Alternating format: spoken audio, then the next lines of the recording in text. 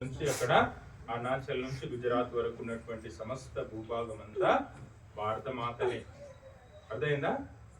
ఈ నేలనే మనం అమ్మ అని పిలుస్తూ ఆమెకు ఒక రూపం ఇచ్చి ఆమెను తల్లిగా భావిస్తున్నాం. అర్థమైందా? భారత మాత అంటే ఎవరు?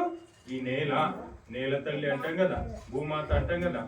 భూమాత అన్నా నేల తల్లి అన్నా భారత మాతనే కదా.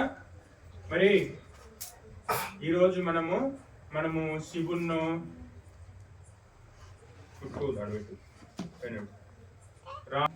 వినాయకుడిను ఎందుకు పూజిస్తలేము? భారతమాత ఫోటో ఎందుకు పెట్టుకున్నాం? మరి మన దేవుళ్ళు ఉన్నారు కదా, శివుడు పెద్ద దేవుడు, రాముడు పెద్ద దేవుడు, ఇంకెవరు ఉంటారు?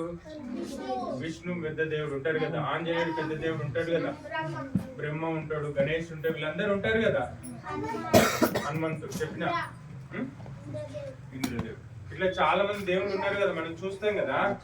మరి వాళ్ళందరూ ఫోటో పెట్టుకోకుండా ఫస్ట్ భారతమాత ఫోటోని ఎందుకు పెట్టుకున్నట్టు మనము ఎవరైనా చెప్తారా? వాళ్ళందరినీ మోస్తుంది అమ్మని. ఎవరిని? శివుణ్ణి, ఆంజనేయుని.